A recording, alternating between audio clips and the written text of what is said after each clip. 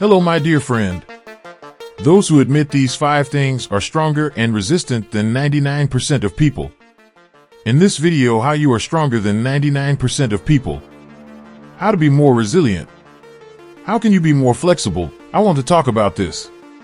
Because if you want them to be stronger than others, there are some skills and thought patterns you must have. That's the subject of this video. If you're ready, let's get started. First of all, I would like to say this. The past is past. The responsibility of this moment is entirely yours. Is it okay? Stronger than other people. That's one of the most important traits of people who are more resilient. You know, dealing with the past and dealing with traumas is very popular these days. When you sit and think about it, when I think of the bad things my mom, dad, teachers, brother, friends have done to me for me in the past, I say, and that's why I'm failing right now. Right now, that's why I can't do this. Throwing responsibility on the past at first, it seems like a good solution, but when we get stuck with it a little bit, one makes the following mistake. It's as if the control of the present has been lived in the past.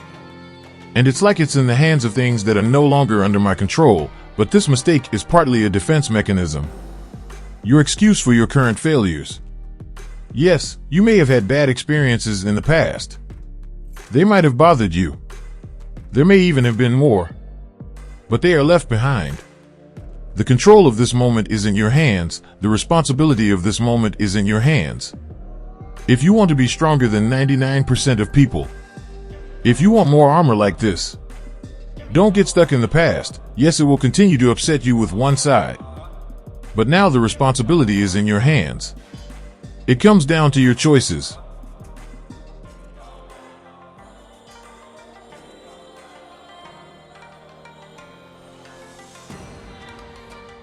If you're getting something right now, it's because of you. Even if you can't get it, thanks to you. When we think of it like that, people get a little bored. A little bit as if he has to take care of everything himself, but unfortunately that's the reality. It's hard to take responsibility for it. You have to handle everything yourself. If you want to be stronger than most people, you have to realize this. With or without awareness of how other people will treat you, you are teaching them what I mean. Let the most compassionate person in the world come before him and you give him without any recompense, and that inhuman will think like this. It doesn't matter to Peter. It's not worth it for Peter, but maybe I'm making all the sacrifices I can for him, or maybe I'm ripping out my liver and doing it. I'm ripping out my heart. I do it in spite of many things by ruining my life, but when I offer it to the other party in abundance, he says, oh, it's worthless to him. And after a while I made great sacrifices for him. He treats the things I put in as worthless. Or, for example, he wants something from me. People always want something from you, and if you don't set any limits there, if you say yes to everything, if you say everything is okay, they say Peter has no limits. I can ask anything of us, Peter. We can tour Peter's estate as we please. We can plunder, so somehow you may be teaching other people to treat you badly even if those people are good. I don't know the moment you realized this. I had such an enlightenment in my head when I realized it. Maybe you can change something too. When you set those limits for yourself, other people will learn to follow them after a while. I think one of the biggest hindrances in life is the fear of not being loved.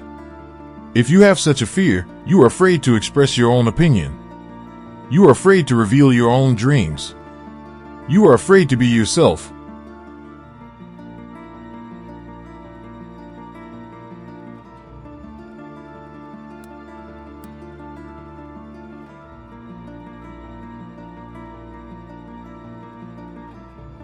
Now that's a fear that we as human beings actually have a hard time getting over.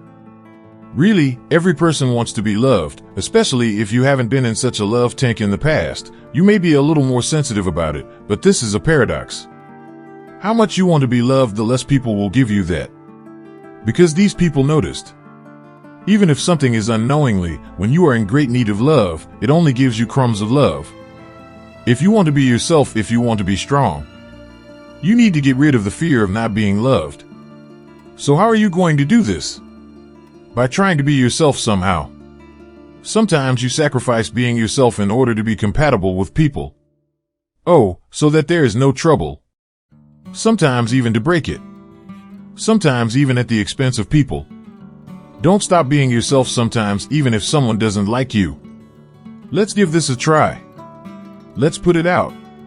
Who is with you, who is not with you? If you consistently act stubbornly against the fear of being unloved, you will find that the majority of people, most of the people who matter to you, will love you. Because you will be a person who is at peace with himself, peaceful and able to be himself. Everyone is like himself. He who is at peace with himself admires people. I often say this. Nobody owes you anything. When we think about it, we break a little.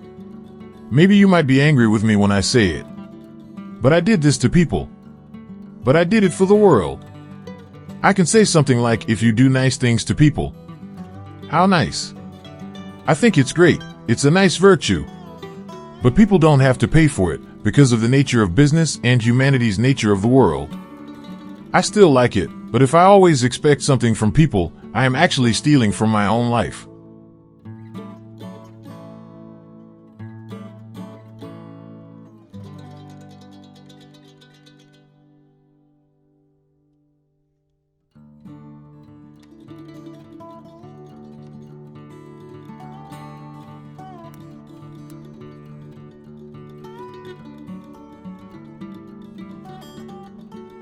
There's something I've been running into recently. And that's if you feel worthless, maybe you are worthless, stronger than other people, more resilient people are aware of that. That's a little bit of today's romantic humanistic understanding. Obviously there is such an approach there. Being human is enough.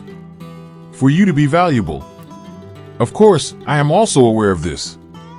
On the one hand, because we exist in the world, or even have an existence, we have a valuable side, but it doesn't make me feel more valuable. Everyone has it. There is a microphone in front of me right now. He is also valuable in that microphone. I am valuable too. There is something beyond that. When a person is born, there are certain tasks that must be completed. It's somewhere inside of us. Maybe it's written like a code that I feel valuable when I complete the things I need to complete. If you haven't done anything for yourself, for society, for other people in this world, you are worthless anyway, not for me. By the way, you are worthless for yourself. There's a value thermometer inside somewhere, and you see, you haven't completed anything. Maybe you can't set limits in your relationships.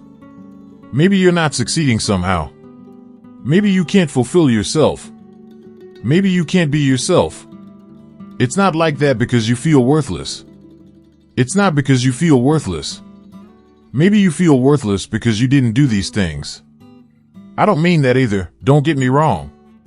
Everyone will be successful in some way. Everyone is going to do amazing things in some way. You have to constantly improve yourself. That's not what I mean to be valuable. Maybe even though you're a very good college graduate, just being a mother is something that I think will complement the value in you. You have graduated from the best universities in the world.